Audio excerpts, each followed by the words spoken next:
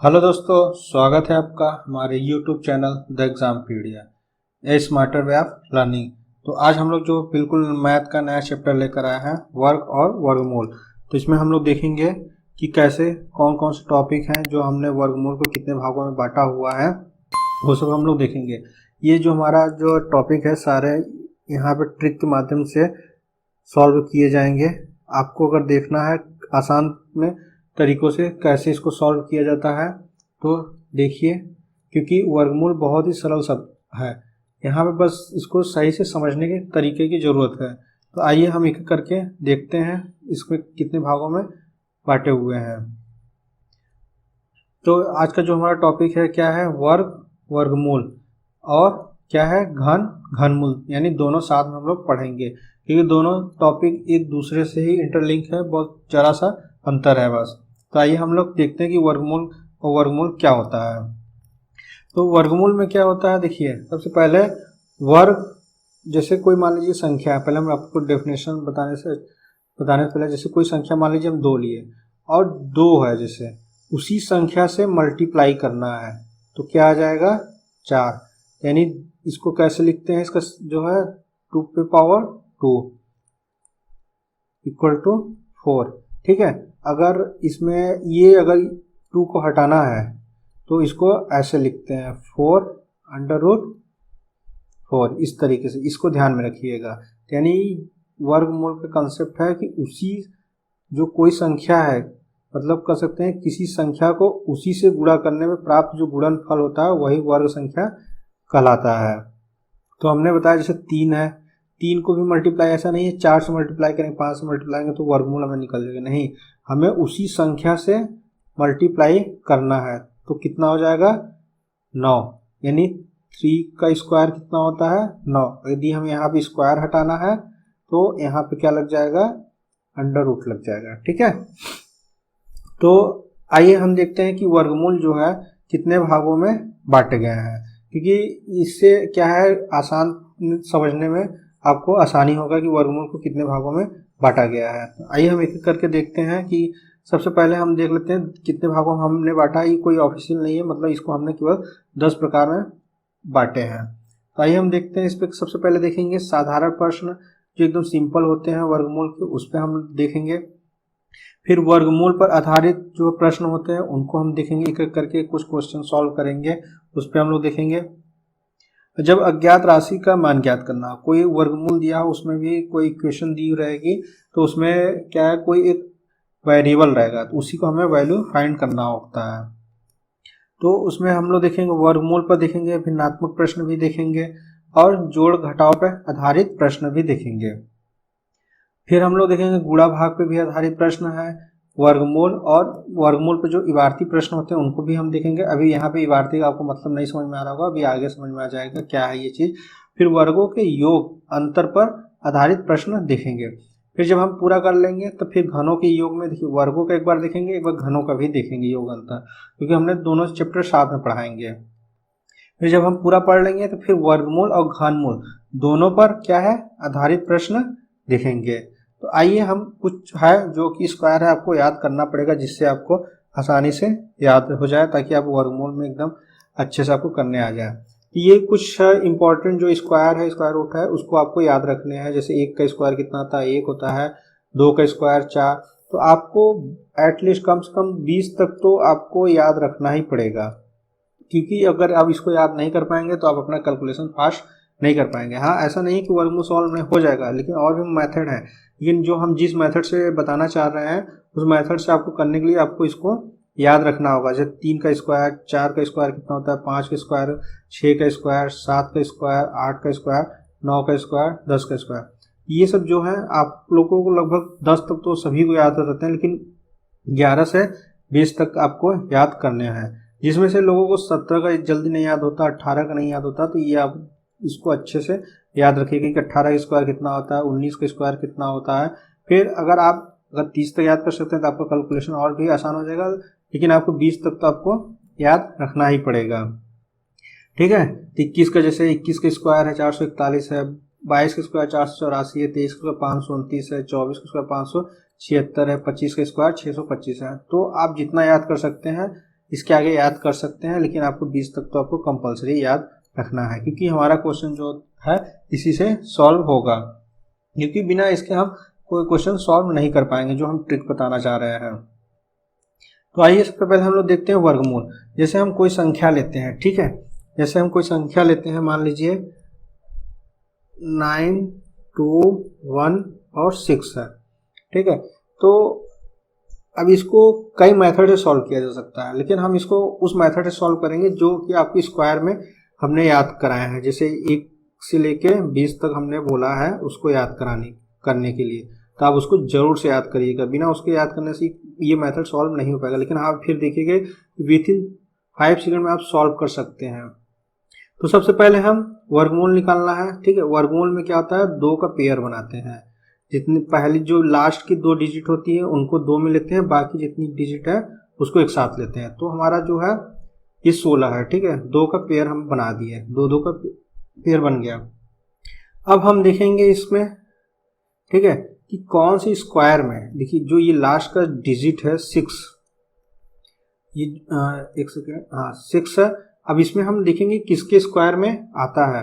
तो किसके स्क्वायर के लास्ट में ये जो 6 है डिजिट है, कि कौन किसके स्क्वायर में आता है। तो एक देखिए 4 का स्क्वायर करेंगे कितना होता है 16, और दूसरा क्या है 6 का स्क्वायर करेंगे 36, ठीक है। तो यहाँ देखिए 36, 4 के स्क्वायर में 6 आ रहा है लास्ट में, 6 के स्क्वायर में 6 आ रहा है, ठीक है। तो यानी हमें पता चल गया 4 के स्क्वायर में आएगा और दूसरा क्या है 6 के स्क्वायर में आएगा। अगर आपको एक पता चल गया है मान लीजिए ये, तो आप बता सकते हैं दूसरा 6 होगा, क्योंकि जो दोनों का सम होता है, दोनों का सम कितना आना चाहिए 10 आना चाहिए। तो आप इससे आइडिया लगा सकते हैं, यानी एक आप पता कर लिए दूसरा आप लिख सकते हैं, क्योंकि दोनों का सम 6 होता है, ठीक है। अब देखिए ये 6 आपको पता चल गया कैसे निकालना है। अब इसको ध्यान से देखिएगा, ये 92 को कैसे निकालेंगे। 92 को निकालने का तरीका क्या है, देखिए आपको ये देखना है कि किसके स्क्वायर के बीच में आएगा। अगर हम मान लीजिए 9 का स्क्वायर करते हैं, 9 का स्क्वायर करते हैं, तो 9 का स्क्वायर कितना होता है 81, ठीक है। फिर देखते हैं 10 का स्क्वायर, हमेशा 2 का ही देखेंगे क्योंकि 2 से ही कंपेयर में करने में आसानी होगा। 10 का स्क्वायर कितना होता है 100।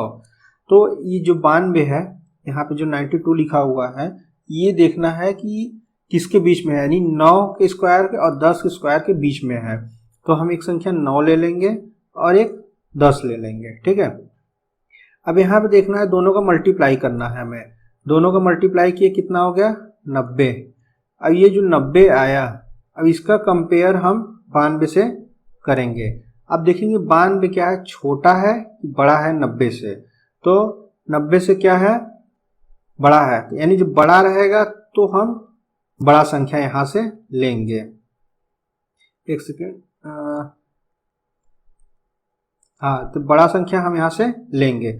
बड़ा संख्या क्या है 6 है, और यहां से हमेशा छोटा संख्या जो है वो लेंगे। तो कितना आ गया 96 का है आंसर। तो यानी जो ये 92 16 है, 96 स्क्वायर इक्वल टू कितना होगा 9216, ठीक है। ये ध्यान रखिएगा।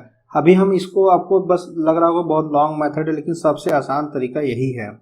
अभी हम आगे एक एक करके क्वेश्चन करेंगे, तो आप वहां पे देखेंगे बहुत अच्छे से आपको समझ में आ जाएगा। लेकिन आप यहाँ ध्यान रखिएगा कि आपको स्क्वायर याद होने चाहिए, बिना स्क्वायर के आप ये जल्दी सॉल्व नहीं कर पाएंगे।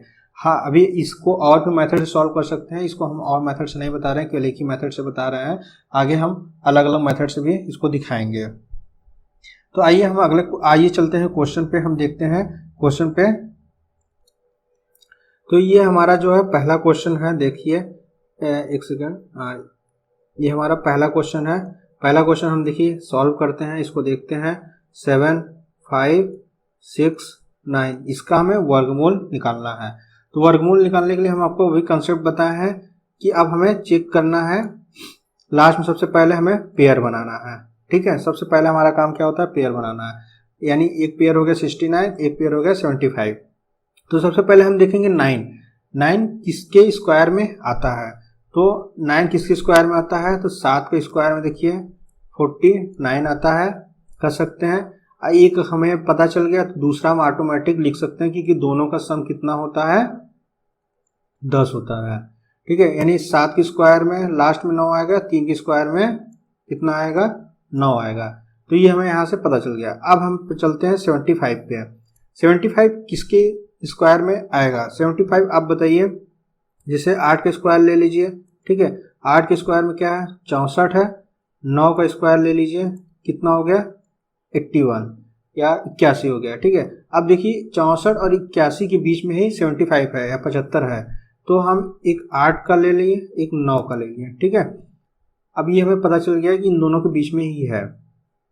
इन दोनों का मल्टीप्लाई करिए, कितना आ गया, 72 आ गया। 8 और 9 का मल्टीप्लाई करेंगे, 72 आ गया। अब 72 का कंपेयर 75 से करेंगे। अब देखेंगे 75 क्या है, बड़ा है कि छोटा है 72 से। तो 75 क्या है, बड़ा है। तो जब बड़ा रहता है तो हम यहाँ से कौन सी संख्या लेते हैं, बड़ा संख्या लेते हैं, और यहाँ से हमेशा जो है छोटी संख्या लेते हैं। तो इसका आंसर क्या आ गया, 87 यानी 87 इसका आंसर आ गया। यानी जो 75 किसका स्क्वायर है, तो 87 का स्क्वायर है। ठीक है,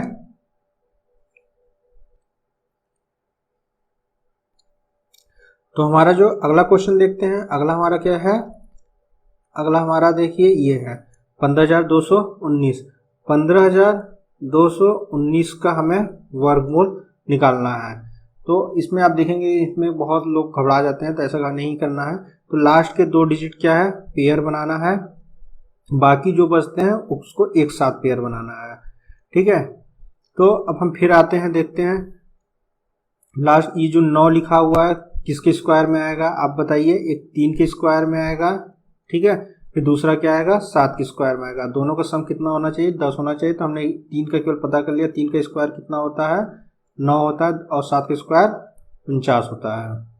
हमने इसको पता कर लिया। अब देखते हैं 152। 152 किसके बीच में आएगा, तो अब हमें बताइए। देखिए 12 का स्क्वायर करिए, कितना आएगा, 144 आएगा।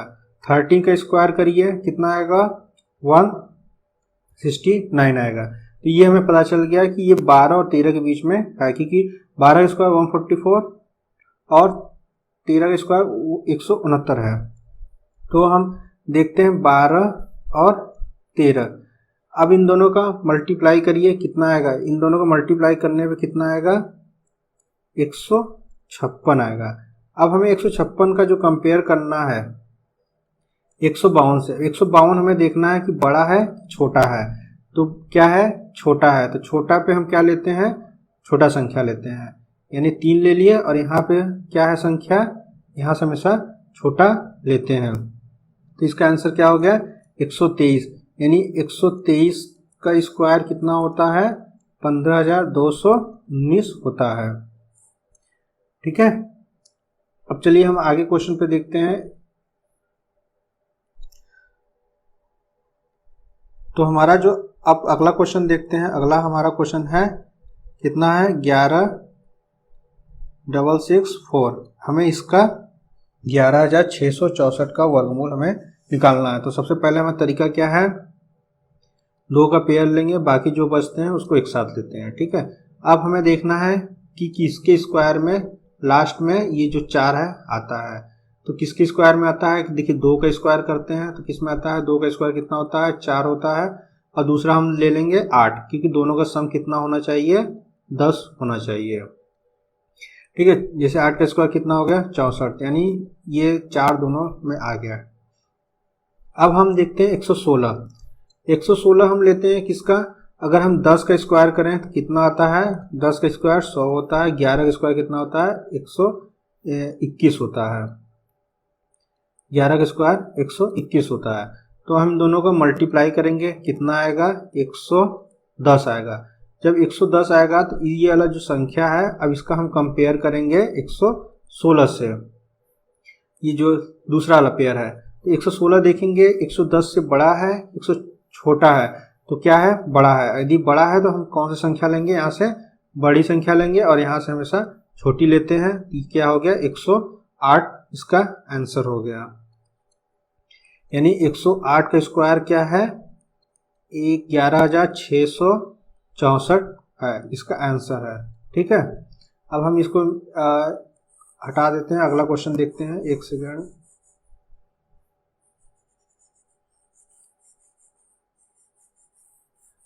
अगला क्वेश्चन हमारा क्या है, हम इसको भी देख लेते हैं क्योंकि ये भी आसान है। आइए हम देख लेते हैं। अगला हमारा है 64,009। ठीक है, तो हम आपको क्या बताएं, सबसे पहला पेयर, फिर बाकी जो बचते हैं एक साथ। ठीक है, चाहे 3 बचे चाहे 2, हमें पहला पेयर 2 का ही रखना होता है। अब हम देखेंगे 9 किसके स्क्वायर के लास्ट में आता है। 9 जो है किसके स्क्वायर में आता है, तो हम हमें तो 3 पता है, 3 का स्क्वायर कितना होता है, 9 होता है। और दूसरा में 7 है, 7 का स्क्वायर कितना होता है, 49 होता है। तो क्योंकि हमें 3 का पता था इसलिए दोनों का सम कितना होता है, 10 होता है, हम ये पता चल गया।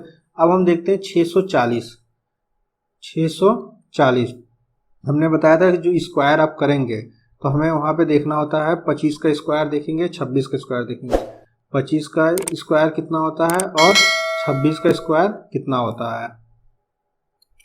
तो 25 का स्क्वायर कितना होता है, 25 का जो स्क्वायर होता है 625 और 26 का स्क्वायर कितना होता है 676। देखिए, आप अगर स्क्वायर याद रहेगा तभी आपको अच्छे से होगा।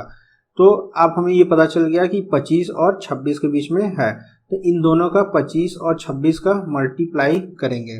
25 और 26 का जब हम मल्टीप्लाई करेंगे कितना आएगा, 650 आएगा। ठीक है, 650 का हमें कंपेयर किससे करना है, हम आपको बताए थे।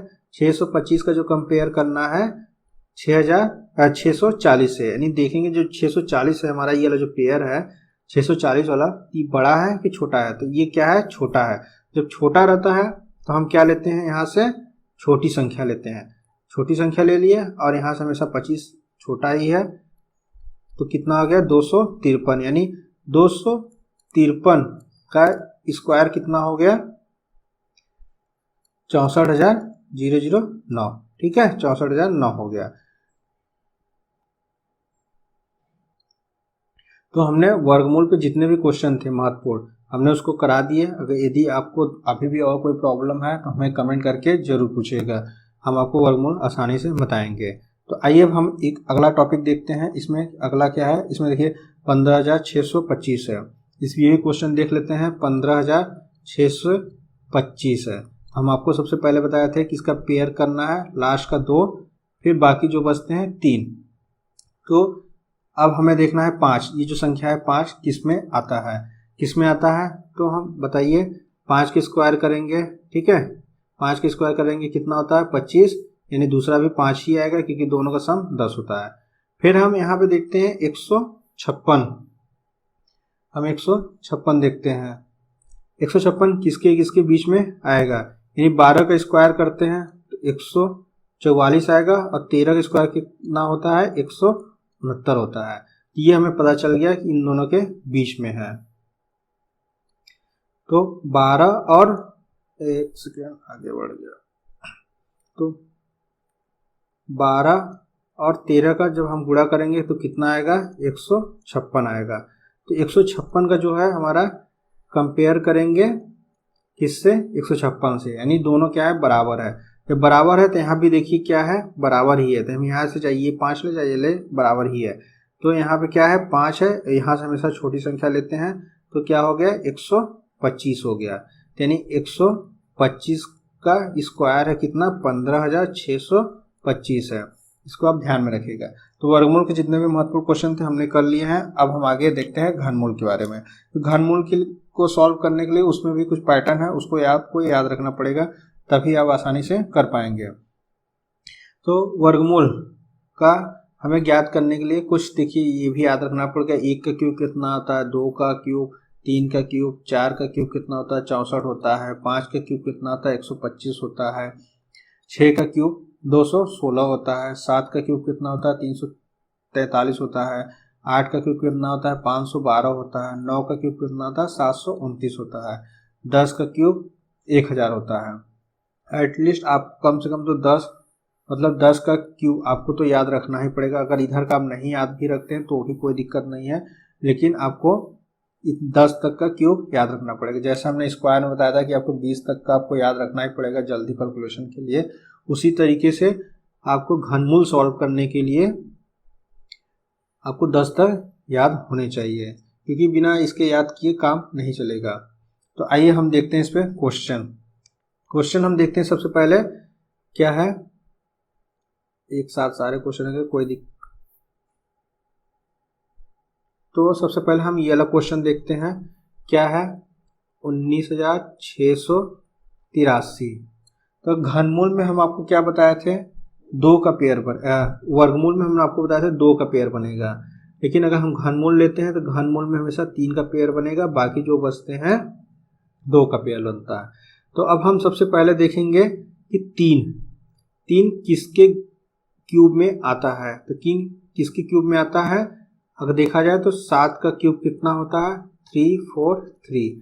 यहाँ पे 3 आया है, ठीक है 7। यहाँ पे आप उस सम वाला कंडीशन नहीं लगाएंगे कि एक आपको पता हो गया कि यहाँ 7 है तो दूसरा होगा 3 होगा, नहीं। यहाँ पे घनमूल में बस यही ध्यान रखना है कि यहाँ पे 3 का पेयर बनता है तो हमें केवल एक ही का वर्गमूल चाहिए।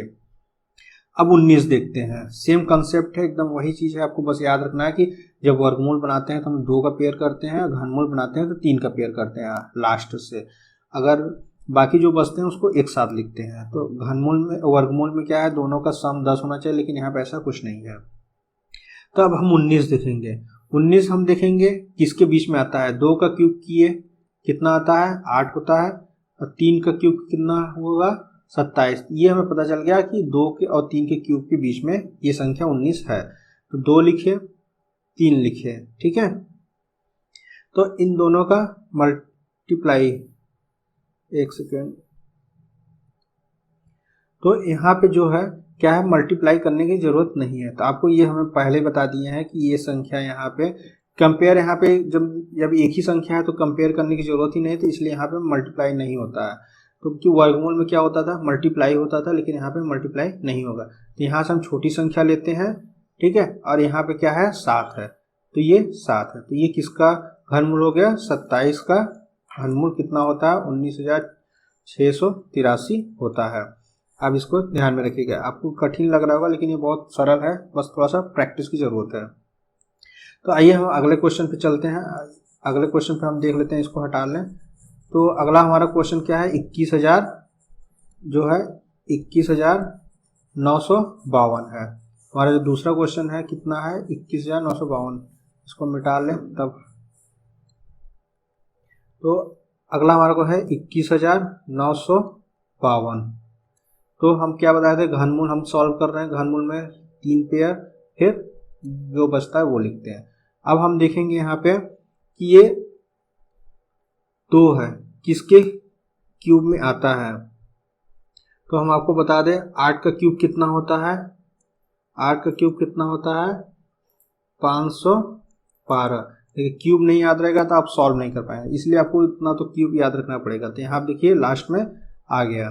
तो अब हम 21 का देखेंगे। 21 का क्या है, किसके किसके बीच में होता है, 2 का क्यूब कितना होता है 8 होता है, और 3 का क्यूब कितना होता है 27 होता है, ठीक है। तो यहाँ से हम केवल यहाँ पे कंपेयर करने की जरूरत नहीं है, यहाँ से छोटा लेते संख्या, और यहाँ पे क्या है 8, यहाँ पे 8 है, क्योंकि 8 के क्यूब में ही 512 होता है, जिसमें लास्ट में 2 आता है। तो यानी किसका हो गया 28 का क्यूब, यानी 28 का जो क्यूब है इसका कितना होता है 21,952 होता है।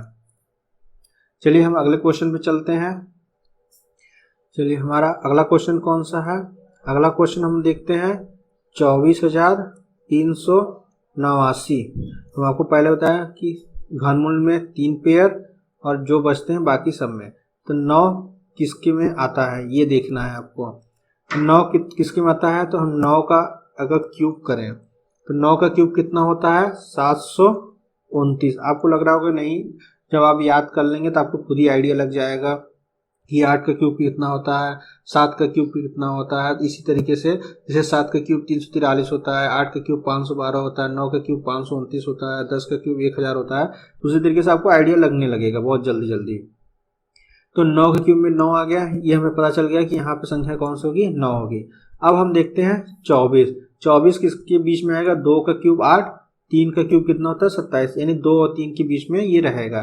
तो इधर से हम यहाँ पे छोटी संख्या, बाकी जो बचता है 29, यानी 29 का क्यूब कितना होता है, 24,389 होता है। आप देख रहे होंगे कि जितने भी क्यूब हैं बिना क्यूब याद किए नहीं सॉल्व हो पा रहे हैं, तो इसलिए आपको क्यूब क्या है सॉल्व करने के लिए आपको ये चीज़ें जो 10 तक हैं क्यूब, आप उसको याद करना ही पड़ेगा, क्योंकि बिना उसको याद किए आपका काम नहीं चलने वाला है। तो हमने कौन कौन से कर लिए, ये क्वेश्चन कर लिया, ये क्वेश्चन कर लिया। अब हम देखते हैं अगला क्वेश्चन। अगला क्वेश्चन है 2,87,496। इसका हमें घनमूल निकालना है। तो घनमूल में सबसे पहले बताया 3 का पेयर, बाकी जो बचता है उसको एक साथ। तो अब हम यहाँ पे चेक करेंगे कि 6 किसके लास्ट में आता है। तो ये जो 6 संख्या है, 6 किसके लास्ट में आता है। तो 6 का क्यूब कितना होता है, आप बताइए हमें। 216 होता है। अब इसको देखिए, बार बार आपको हम इसलिए बोल रहे हैं कि 6 का क्यूब कितना, ताकि आपको अच्छे से याद हो जाए, यहीं क्लास में ही आपको याद हो जाए। तो यानी 6 के क्यूब में कितना होता है, 216, यानी इसके लास्ट में 6 मिल गया हमें। अब हमें देखना है 287। अब हमें 287 देखना है कि किसके किसके बीच में है। तो हमें यहाँ से आइडिया लग जाएगा कि 6 का जो क्यूब होता है कितना होता है, 216, और जो 7 का क्यूब कितना होता है, 343 होता है। जब हमें ये पता चल गया कि 287 किसके बीच में, 6 के क्यूब और 7 के क्यूब के बीच में है। तो 6 और 7 के क्यूब के बीच में है। तो यहाँ से हम जो छोटी संख्या लेते हैं, और यहाँ से क्या है, एक ही है तो एक ही लेंगे, यहाँ पे गुणा करने की जरूरत ही नहीं पड़ती। तो इस किसका क्यूब है, 66 का क्यूब है। कितना, 2,87,496।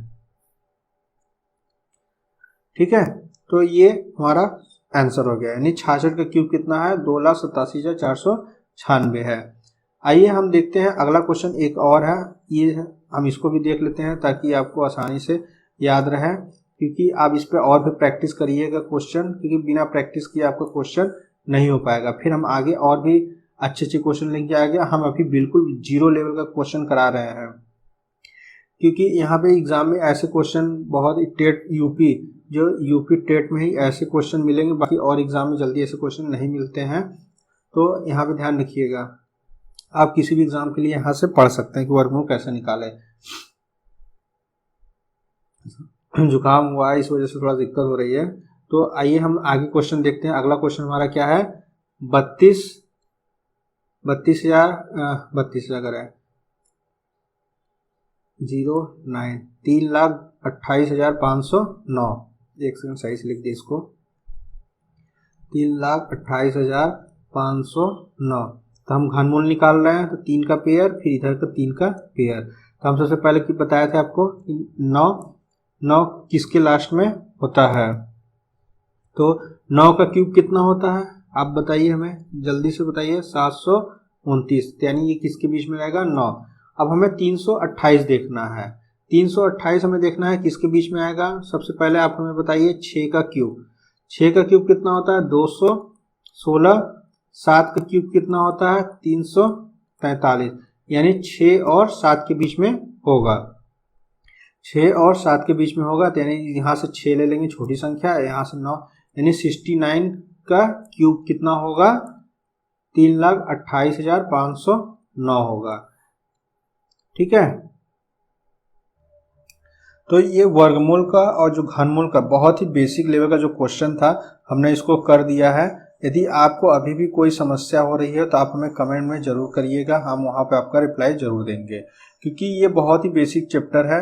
क्योंकि यहाँ से क्वेश्चन बहुत अक्सर आ जाते हैं यूपी टेट में। तो यूपी टेट हुआ या कोई भी और एग्जाम हुआ, सीधा सीधा घनमूल पूछ लेता है। तो आप देख रहे होंगे कि कितने आसान तरीकों में विथिन 5 सेकेंड में सॉल्व किया जा सकता है।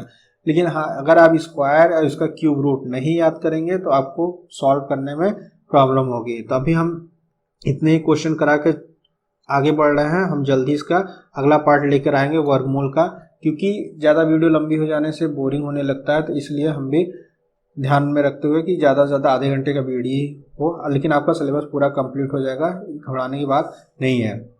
तो हम अगले में क्वेश्चन लेकर आएंगे वर्गमूल के अच्छे, तो हम वहाँ से देखेंगे। यदि आपको हमारा वर्गमूल का वीडियो अच्छा लगे तो लोगों के पास ज़रूर शेयर करें। ज़्यादा से ज़्यादा लोगों पर शेयर करें, जिससे आपको आसानी से उनको समझ में आए कि कोई चीज़ कंसेप्ट कैसे क्लियर की जाती है। तो हमारा वीडियो अगर पसंद आए तो शेयर करें, सब्सक्राइब करें, लाइक करें। धन्यवाद।